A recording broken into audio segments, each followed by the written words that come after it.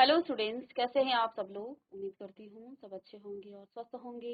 मैं Meena Rana ICT virtual class में आपका स्वागत करती हूँ। स्टूडेंट्स, हम पढ़ रहे हैं क्लास 8 की हिंदी हिंदी व्याकरण में। हम कर रहे थे शब्द विचार। प्रीवियस लेक्चर में आपको बताया शब्द क्या होते हैं, शब्दों के भेद हमने पढ़े थे। और यहाँ पर आपने उत्पत्ति के आधार पर और प्रयोग के बनावट के आधार पर शब्दों के भेद पढ़ लिए थे। आइए इसको एक बार रिवाइज करते हैं और आगे प्रयोग के आधार पर शब्दों के भेद हम पढ़ेंगे। तो शब्द क्या होता है? शब्द जो है वर्णों के सार्थक मेल को शब्द कहा जाता है। यहाँ हमने कुछ शब्दों की बात की थी। शब्दों के भेद हमने किए थे 3 आधारों पर, उत्पत्ति के आधार पर, बनावट के आधार पर और प्रयोग के आधार पर। उत्पत्ति, बनावट और प्रयोग के आधार पर। उत्पत्ति के आधार पर भी शब्दों के 4 भेद हुए हैं, तत्सम शब्द, तद्भव शब्द, देशज शब्द और विदेशी शब्द। ये 4 भेद उत्पत्ति के आधार पर। अब तत्सम शब्द क्या होते हैं? संस्कृत भाषा के कुछ ऐसे शब्द होते हैं जिनको हिंदी भाषा में ज्यों का त्यों प्रयोग किया जाता है, वे आपके तत्सम शब्द कहलाते हैं। जैसे कर्ण शब्द आपका संस्कृत भाषा का है, लेकिन हिंदी भाषा में भी इसको ज्यों का त्यों प्रयोग किया जाता है।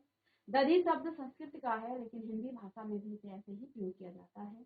तो ये आदि शब्द ऐसे हो जाते हैं जो ज्यों के त्यों हिंदी में प्रयोग किए जाते हैं।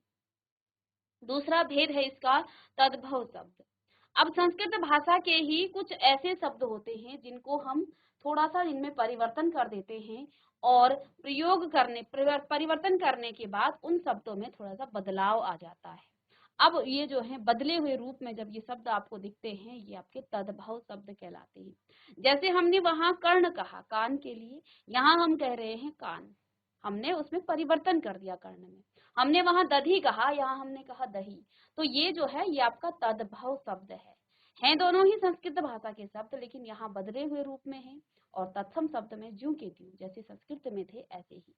साथ ही साथ हमने यहाँ पर कुछ आपको तत्सम और तद्भव शब्द, यानी कि तत्सम जो संस्कृत भाषा के शब्द हैं उनके बदले हुए रूप में वो शब्द कैसे आता है ये यहाँ पर बताया। सूर्य आपका तत्सम है, संस्कृत भाषा का शब्द है, इसका तद्भव रूप हो जाएगा सूर्य, सूरज। स्वर्ण आपका तत्सम शब्द है और इसका बदला हुआ रूप सोना है। दधी आपका तत्सम और इसका बदला हुआ रूप तत्सम रूप दधी हो गया, दही हो गया। हस्त यानी हाथ, ग्राम गांव, रात्रि रात, दंत दांत, मुख मुंह, घोटक घोड़ा, सर्प सांप, आम्र आम, दुग्ध दूध, मयूर मोर, घृत घी, कर्ण कान, सत्य सच, अग्नि आग, चंद्र और चांद। ये सभी आपके क्या है? तत्सम और तद्भव शब्द हैं। जिन्होंने नहीं लिखा था प्रीवियस लेक्चर में वो इन्हें नोट डाउन भी कर लें। साथ ही जिन्होंने नहीं किया है वो अपने क्लास में जो भी बच्चे हैं जिन्होंने लिखा है वहां से आप नोट कर सकते हैं। ठीक है। देशज शब्द क्या होते हैं? देशज का अर्थ होता है देश में उत्पन्न। यानी कि कुछ शब्द ऐसे हैं जो हमारे देश के विभिन्न क्षेत्रों में जो आम बोलचाल की जो भाषा है जिसे हम क्षेत्रीय भाषा भी कहते हैं। क्योंकि हमारे देश में, भारत देश में जो है ये अनेक प्रकार की भाषाएं बोली जाती है और उन क्षेत्रीय भाषाओं से जो है कुछ शब्द जो है हिंदी में आकर के उनका प्रयोग किया जाता है। जैसे यहाँ पर आपका पहिया हो गया, कुटिया हो गया, डिबिया हो गया। ठीक है। तो ये कुछ ऐसे शब्द हैं जो आपके देश के विभिन्न क्षेत्रीय जो बोलचाल की जो भाषा है, आम बोलचाल की जो भाषा है, उनसे लिए गए हैं। इसलिए ये आपके देशज शब्द क्योंकि देश में ही उत्पन्न हुए हैं। चौथा भेद है विदेशी शब्द। कुछ ऐसे शब्द होते हैं जो विदेशी भाषाओं से आकर के हिंदी भाषा में घुल मिल गए हैं, अर्थात हिंदी भाषा में ये अब ज्यों के त्यों प्रयोग किए जा रहे हैं। यहाँ आकर के उनको ऐसे ही हिंदी में हम लिख लेते हैं। जैसे आपका डॉक्टर हो गया, रुमाल हो गया, अलमारी हो गया। तो ये जो है अलग अलग देशों की कुछ शब्द हैं जिनको हम हिंदी भाषा में प्रयोग करते हैं। तो ये आपके विदेशी शब्द हो जाते हैं। अब यहाँ हमने कहा उत्पत्ति के आधार पर 4 भेद, तत्सम, तद्भव, देशज और विदेश। तत्सम संस्कृत भाषा के शब्द जिनको ज्यों का त्यों हिंदी में प्रयोग किया जाता है। तद्भव शब्द संस्कृत भाषा के वे शब्द जिनमें थोड़ा सा परिवर्तन करके उन्हें हिंदी में प्रयोग किया जाता है, वे तद्भव कहलाते हैं। देशज देश में उत्पन्न जो क्षेत्रीय हमारी आम बोलचाल की जो भाषा है उनसे कुछ शब्द हिंदी में प्रयोग किए जाते हैं, ये आपके देशज हो जाएंगे। विदेशी विदेशों से आए हुए कुछ शब्द हिंदी में आकर के घुल मिल गए हैं, इनको हम विदेशी शब्द कहते हैं। तो इस प्रकार से यहाँ पर ये आपके उत्पत्ति के आधार पर। अब दूसरा हमने यहाँ भेद पढ़ लिया था बनावट के आधार पर। इस प्रकार से उत्पत्ति के आधार पर शब्द के 4 भेद हैं। ऐसे ही बनावट के आधार पर भी शब्द के 3 भेद हैं, रूढ़ शब्द, यौगिक शब्द और योग रूढ़ शब्द। यानी किसी शब्द की बनावट कैसी है उस आधार पर भी यहाँ शब्दों के भेद हुए हैं। रूढ़ शब्द जिन शब्दों के टुकड़े नहीं किए जा सकते हैं वे आपके रूढ़ कहलाते हैं। जैसे आपका घर, बस, कार, नाव आदि शब्द आपके रूढ़ शब्द हैं। दूसरा शब्द यहाँ पर आ जाता है यौगिक शब्द। कुछ ऐसे शब्द होते हैं जो दो सार्थक शब्दों के मेल से बने होते हैं और जिनके जब आप टुकड़े करेंगे तो उनके अलग अलग अर्थ निकलेंगे। जैसे यहाँ पाठशाला है, ये पाठ और शाला से मिलकर बना है। आपका रेलगाड़ी रेल और गाड़ी से मिलकर बना है। रसोई, रसोई और घर, दो अलग अलग जब इसको आप तोड़ेंगे तो इन दोनों के अलग अलग अपने अर्थ निकलेंगे। तो ये आपके क्या हो जाएंगे? यौगिक शब्द कहलाए। नील और कमल। तीसरा भेद है यहाँ योग रूढ़ शब्द। जो शब्द दो या दो से अधिक शब्दों के मेल से बनते हैं और किसी विशेष अर्थ में, देखो योग रूढ़, योग और रूढ़ यानी यौगिक भी है और रूढ़ भी है। रूढ़ का मतलब जिसके टुकड़े नहीं किए जा सकते, यौगिक जिसको आप दो अलग अलग शब्दों के मेल से बना हुआ शब्द, यानी कि इसमें यौगिक भी है। जैसे देखिए, दो या दो से अधिक शब्दों के मेल से बनते हैं, दो या दो से अधिक शब्दों के मेल से बनते हैं और किसी विशेष अर्थ में रूढ़ हो जाता है। इसमें यौगिक और रूढ़ दोनों के गुण होते हैं। तो यौगिक तो ये तब तक रहेगा दो या दो से अधिक शब्दों के। जैसे दशानंद जो है, दशानंद यहाँ दस और आनंद से मिलकर बना है। यहाँ तक हम इसको देखें तो ये यौगिक की तरह काम कर रहा है, लेकिन दशानन का मतलब क्या हो जाता है? रावण। और विशेष अर्थ इसका आ रहा है और विशेष अर्थ में ये रावण है और रावण का यहाँ पर आप इसको तोड़ नहीं सकते हैं, ये रूढ़ हो जाता है। तो अब ये शब्द आपका क्या है? रूढ़ शब्द। ठीक है। दूसरा देखिए पंकज। पंख यानी कीचड़ और जौ का मतलब जन्म। पंख यानी कीचड़, जौ का मतलब जन्म। दोनों ही दो, ये जो शब्द है दो सार्थक शब्दों के मेल से बना हुआ शब्द है। कीचड़ में जन्म लेने वाला और विशेष अर्थ में ये आपका कमल हो जाता है और ये शब्द आपका रूढ़ शब्द है। ठीक है। चलिए अब आगे हम इसको कंटिन्यू करेंगे। आगे अब लिखिएगा प्रयोग के आधार पर। आपने उत्पत्ति के आधार पर देखा, आपने बनावट के आधार पर देखिए। अब आप तीसरा लिखिएगा यहाँ प्रयोग के आधार पर। चलिए तीसरा है आपका प्रयोग के आधार पर शब्द के दो भेद हैं। यानी कि आप शब्दों को कैसे प्रयोग कर रहे हैं इसके दो आधार हैं।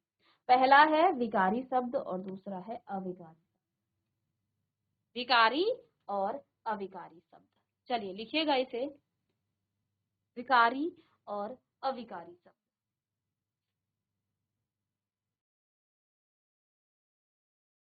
चलिए पहली हेडिंग डालिएगा, विकारी शब्द क्या होते हैं। देखिए हेडिंग डालिएगा विकारी शब्द। अब ये विकारी शब्द क्या होता है? देखिए जिन शब्दों में लिंग, वचन, कारक, काल या पुरुष के कारण परिवर्तन या विकार आ जाता है वे आपके विकारी शब्द कहलाते हैं। जैसे लड़का खेल रहा है, तो इस पूरे वाक्य में लड़का और रहा है, इनमें परिवर्तन हुआ है। कैसे? लड़का शब्द आपका क्या है? ये लड़का है। अब इस लड़के का लिंग बदलेंगे या वचन बदलेंगे तो लड़के हो जाएगा। यहाँ लड़की है, इसका हमने लिंग परिवर्तित, लड़की पढ़ती है तो लड़कियां पढ़ती है, इसका वचन के आधार पर इसको हमने क्या कर दिया है? इसे परिवर्तित कर दिया है। तो जिन शब्दों में लिंग, वचन, कारक, काल या पुरुष के कारण परिवर्तन या विकार आ जाता है, क्या आ जाता है? परिवर्तन या विकार आ जाता है, वे शब्द आपके क्या कहलाते हैं? वे आपके विकारी शब्द कहलाते हैं। जैसे यहाँ लिखा है लड़का खेल रहा है, लड़के खेल रहे हैं, हमने इसका वचन परिवर्तन कर दिया। लड़का था एक वचन में और यहाँ हमने इसका बहुवचन में इसका परिवर्तन कर दिया। ठीक है। अब विकारी शब्दों के 4 प्रकार होते हैं, यानी कि किन किन शब्दों के आप वचन, लिंग और कारक, काल या पुरुष के आधार पर किन किन शब्दों में परिवर्तन कर सकते हैं, ये आप यहाँ पर पढ़ेंगे। पहला लिखिएगा संज्ञा। संज्ञा में आप परिवर्तन कर सकते हैं। सर्वनाम में आप संज्ञा में होगा तो सर्वनाम में भी होगा। संज्ञा किसे कहते हैं? किसी वस्तु, किसी स्थान, किसी व्यक्ति, पशु पक्षियों, क्या किसी विशेष की हम बात करेंगे तो वो संज्ञा कहलाती है ना। तो नाम को सर्वनाम संज्ञा के स्थान पर ही प्रयोग होती है तो इसे सर्वनाम कहेंगे। तो जब संज्ञा में परिवर्तन हो सकता है तो सर्वनाम में भी परिवर्तन हो सकता है। अब क्योंकि हम संज्ञा और सर्वनाम की विशेषता बताने के लिए विशेषण शब्द का प्रयोग करते हैं, तो अब हम कहेंगे यहाँ पर कि संज्ञा और सर्वनाम में परिवर्तन है तो यहाँ विशेषण में भी परिवर्तन हो जाएगा और क्रिया में भी परिवर्तन। देखिए संज्ञा परिवर्तित हुई, ये आपका लड़का क्या था? संज्ञा था। इसका परिवर्तन हुआ तो खेल रहा है, ये आपकी सहायक क्रिया है, यहाँ ये परिवर्तित हो गया रहे हैं, ठीक है ना। तो यहाँ पर आपको एक वचन और बहुवचन में भी आपको क्रिया दिख रही है। तो इस प्रकार से आप लिखिएगा विकारी शब्द जिन शब्दों में लिंग, वचन, कारक, काल या पुरुष के कारण परिवर्तन या विकार आ जाता है, विकारी शब्द कहलाते हैं। तो आपके विकारी शब्द कहलाते हैं। जैसे लड़का खेल रहा है, इसमें वचन के आधार पर परिवर्तन किया तो लड़के खेल रहे हैं। विकारी शब्दों के 4 प्रकार हैं। दूसरा यहाँ पर है लड़की खेल रही पढ़ती है तो लड़कियां पढ़ती है, यहाँ पर भी वचन के आधार पर इसका परिवर्तन कर दिया। विकारी शब्दों के 4 प्रकार हैं, संज्ञा, सर्वनाम, विशेषण और क्रिया। संज्ञा, सर्वनाम, विशेषण और क्रिया, 4 प्रकार के विकारी शब्द होते हैं। 4 प्रकार के विकारी शब्द होते हैं। दूसरा यहाँ प्रयोग के आधार पर देखिए, अब आप शब्दों को पढ़ेंगे। आपने वर्ण विचार पढ़ा, वहाँ वर्णों के बारे में जाना, शब्द विचार पढ़ रहे हैं, शब्द क्या होते हैं। अब इसी में आप संज्ञा पढ़ेंगे, सर्वनाम पढ़ेंगे, विशेषण पढ़ेंगे और क्रिया पढ़ेंगे। किसमें? विकारी शब्दों। अविकारी शब्दों में देखिए क्रिया विशेषण, संबंध बोधक, समुच्चय बोधक और विस्मयादि बोधक। ख लिखिएगा दूसरा अविकारी शब्द। अब ये अविकारी शब्द क्या चीज है? जिन शब्दों में यहाँ परिवर्तन हुआ है, विकार जिसमें आ जाता है वो विकारी शब्द कहते हैं। जिन शब्दों में लिंग, वचन, पुरुष, कारक या काल के कारण कोई परिवर्तन नहीं होता है, वे आपके अविकारी शब्द कहलाते हैं। इनमें कोई परिवर्तन नहीं होता, अविकार जिसमें विकार नहीं आता है। इन शब्दों को अव्यय भी कहते हैं। क्या कहते हैं? अव्यय भी इन्हें कहते हैं। जैसे देखिए तथा, और, लेकिन, कल, आज, हाय, तुरंत, धीरे धीरे। देखो इन शब्दों में कभी भी लिंग, वचन, कारक, काल या पुरुष के कारण जो है परिवर्तन नहीं होगा। वाक्य आप बदल दें, ठीक है, समझ रहे हो, लेकिन ये जो है परिवर्तित नहीं होगा, ठीक है। जैसे मैंने कहा लड़की धीरे धीरे, धीरे धीरे, 2 बार लिख रही हूँ, धीरे धीरे चलती है, चलती है। लड़की धीरे धीरे चलती है।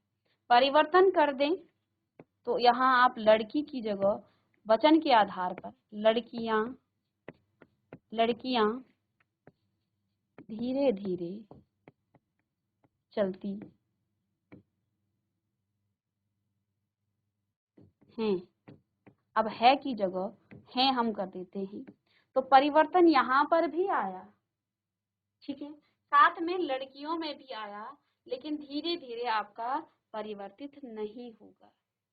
तो ये ऐसे शब्द हैं, आप उस वाक्य में जो है परिवर्तन कर दें, चाहे आप संज्ञा में करें, सर्वनाम, विशेषण, क्रिया में कर दें, लेकिन ये जो शब्द है ना, ये तथा, और, लेकिन, कल, आज, हाय, ये जो है आपके परिवर्तित नहीं होंगे, इनमें विकार नहीं आएगा, इनमें कोई परिवर्तन नहीं होगा, इसलिए ये शब्द आपके अविकारी शब्द हैं। हिंदी व्याकरण में आपका यहाँ पर 4 प्रकार के अविकारी शब्द हैं। पहला क्रिया विशेषण, जो शब्द क्रिया की विशेषता बताते हैं उन्हें क्रिया विशेषण। जो हमारे संबंध, संज्ञा या सर्वनाम के अलावा अन्य पदों के साथ संबंध, वो संबंध बोधक। समुच्चय बोधक आगे हम बताएंगे इसमें, जब हम दो जो है वाक्यों को क्या करते हैं,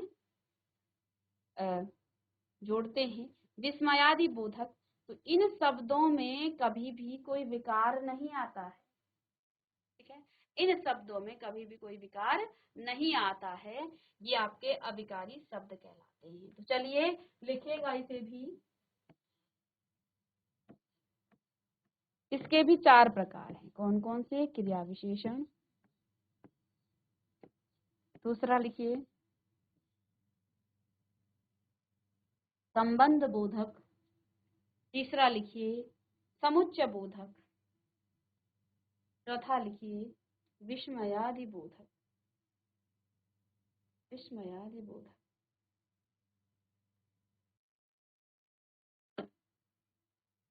चलिए, इस प्रकार से आपने शब्द विचार पढ़ लिया। क्या क्या चीजें आपने पढ़ी हैं शब्द विचार में? आपने शब्दों के बारे में पढ़ा, शब्द की परिभाषा आपने पढ़ी। शब्दों के भेद हमने किए हैं 3 आधारों पर। सबसे पहले उत्पत्ति के आधार पर, दूसरा बनावट के आधार पर, तीसरा आपका प्रयोग के आधार पर। तो देखिए, उत्पत्ति के आधार पर भी आपने 4 भेद किए हैं, तत्सम, तद्भव, देशज और विदेशी। तत्सम संस्कृत भाषा के शब्दों को ज्यों का त्यों हिंदी में प्रयोग करना, तत्सम शब्द। तद्भाव, उन संस्कृत भाषा के शब्दों में ही परिवर्तन करके उसे जो है बदले हुए रूप में जब हम हिंदी भाषा में लिखते हैं तो वो आपके तद्भव शब्द कहलाते हैं। देसी, हमारी क्षेत्रीय जो आम बोलचाल की जो भाषा है उससे कुछ शब्द हम हिंदी में प्रयोग कर लेते हैं, ये आपके तद्भव देशज शब्द कहलाते हैं। विदेशी, विदेशी भाषा के कुछ ऐसे शब्द हैं जो हिंदी में आकर के घुल मिल गए हैं, अर्थात इनको हिंदी में प्रयोग किया जाता है, ये आपके विदेशी शब्द कहलाते हैं। बनावट के आधार पर भी हमने 3 भेद पढ़ लिए। सबसे पहले आपने रूढ़ शब्द कहा, जो शब्द जिसके आप टुकड़े नहीं कर सकते हैं वो रूढ़ कहलाते हैं, ठीक है। और यौगिक शब्द और योग रूढ़। यौगिक शब्द जो दो शब्दों के, सार्थक शब्दों के मेल से बना हुआ शब्द यौगिक कहलाता है, और इनको जब आप तोड़ेंगे तो ये 2 सार्थक शब्दों में क्या हो जाएगा, विभाजित हो जाएगा। योग रूढ़ क्या होता है, 2 सार्थक शब्दों के मेल से बना होता है, लेकिन किसी विशेष अर्थ में ये आपका रूढ़ हो जाता है। जैसे दशानन, दस और आनंद, ये 2 सार्थक शब्दों से मिलकर बना है, लेकिन इसका विशेष अर्थ आता है रावण, और रावण रूढ़ शब्द है, ठीक है। अब बनावट के आधार पर हो गया है, ठीक है। अब हम प्रयोग के आधार पर हमने यहाँ पर किया कि प्रयोग के आधार पर शब्द के 2 भेद हैं, विकारी और अविकारी शब्द। विकारी शब्द जिन शब्दों में लिंग, वचन, कारक, काल आदि के आधार पर जो है परिवर्तन आ जाता है, उसमें विकार आ जाता है, ये आपके विकारी शब्द कहलाते हैं। जैसे लड़का खेल रहा है, इसमें हमने वचन के आधार पर, लड़का एक वचन है, हमने वचन परिवर्तन किया तो लड़के खेल रहे हैं, परिवर्तन आ गया है।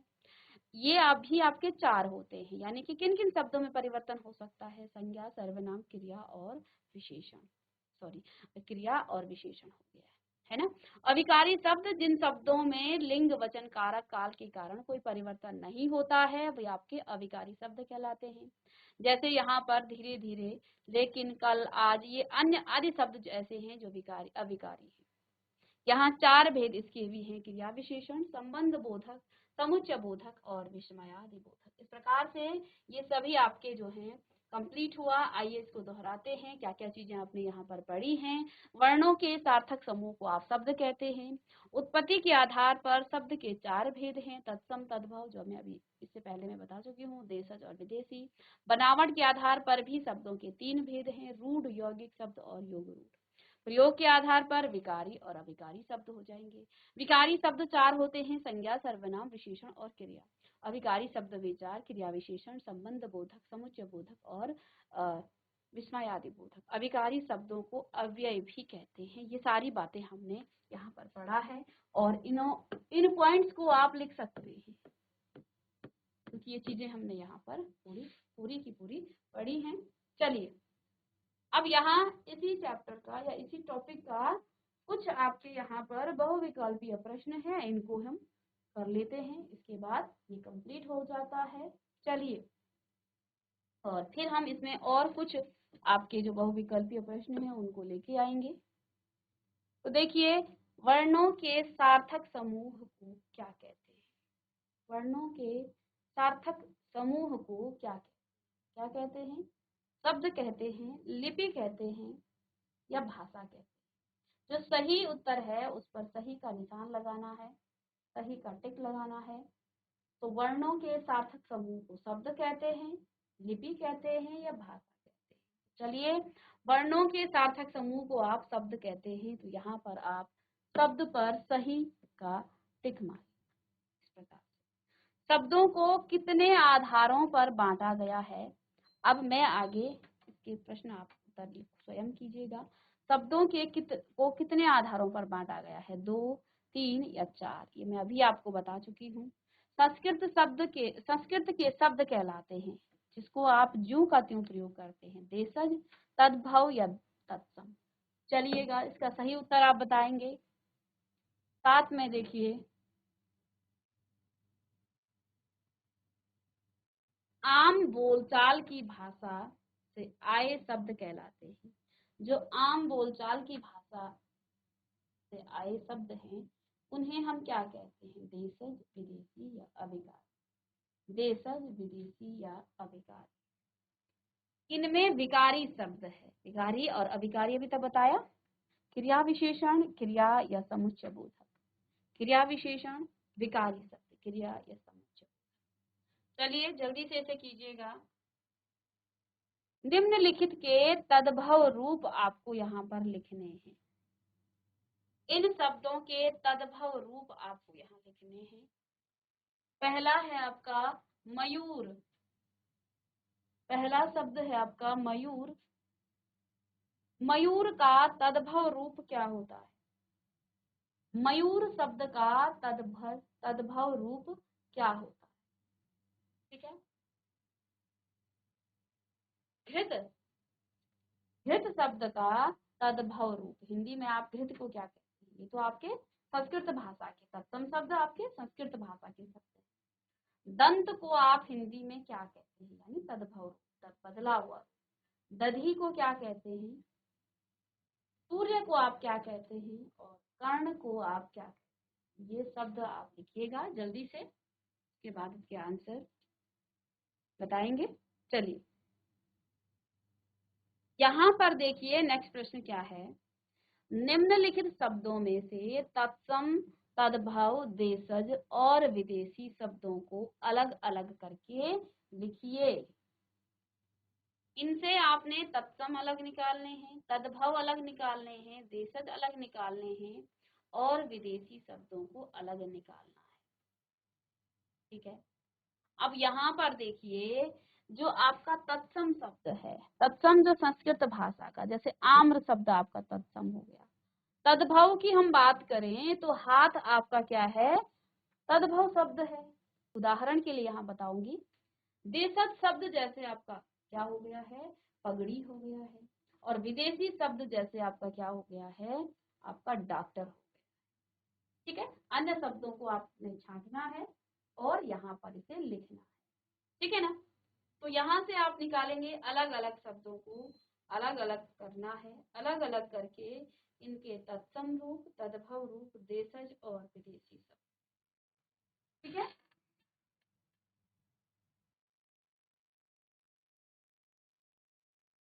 इसके बाद नेक्स्ट है आपका निम्नलिखित शब्दों को मिलाकर यौगिक शब्द बनाएं। इन शब्दों के यौगिक शब्द आपको बनाने हैं। जैसे रसोई, धन, घर।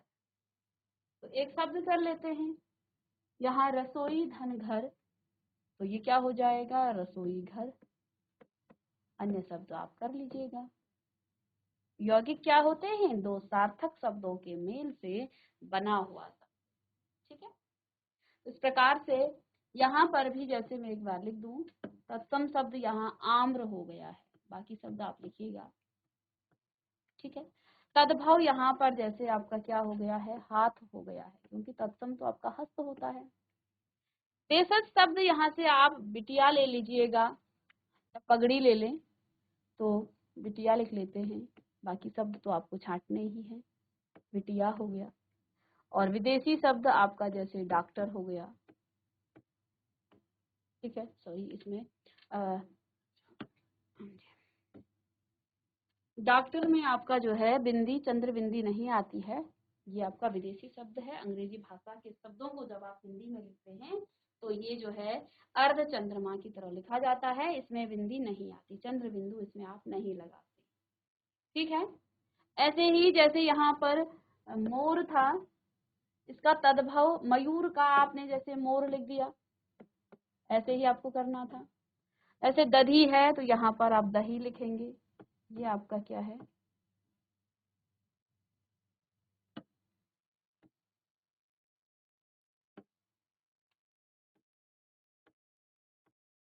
ठीक है।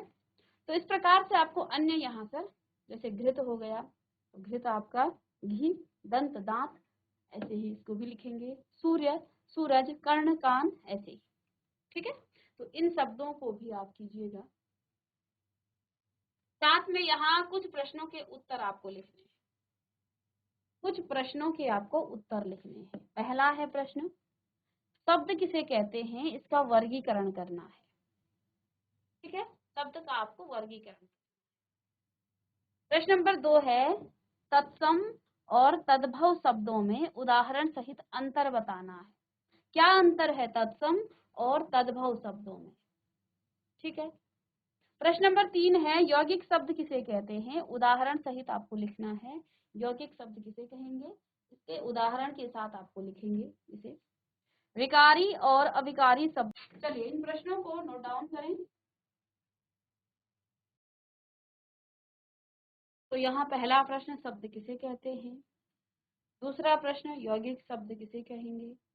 तत्सम तद्भव शब्दों के उदाहरण के साथ आपको अंतर बताना है।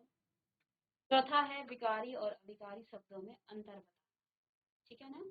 अब चौ में यहाँ पर आपको एक पहेली दी गई है, एक पहेली दी गई है, ठीक है। और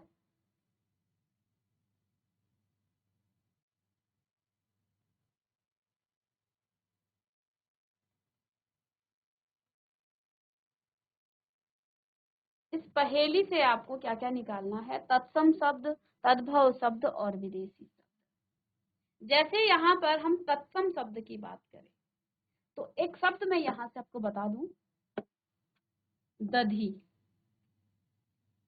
ठीक है, ये आपका तत्सम शब्द है।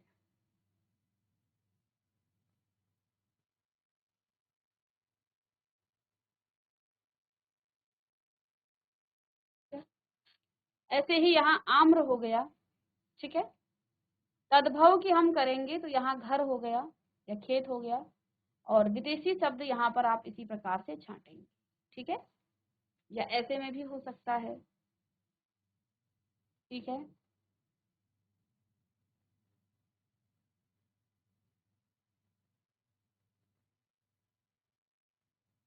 तो ऐसे ही आपको यहाँ से अलग अलग तत्सम शब्द, तद्भव शब्द और विदेशी शब्द, ठीक है। तो ऐसे ही आप यहाँ से अलग अलग शब्दों को छांट करके उसे लिखेंगे। यहाँ पर जैसे अलग अलग शब्द बन रहे हैं आपके, ये घर बन रहा है, ठीक है, ये खेत आप यहाँ पर बन रहा है। तो ऐसे ही आपके यहाँ अलग अलग शब्द बन रहे हैं। तो कौन सा शब्द तत्सम है, कौन सा तद्भव है और कौन सा शब्द आपका विदेशी। तो इस प्रकार से शब्द विचार आपका कंप्लीट हुआ। आगे कल की क्लास में कुछ बहुविकल्पीय प्रश्नों को लेके आएंगे। तो मिलते हैं नेक्स्ट लेक्चर में, तब तक के लिए थैंक यू।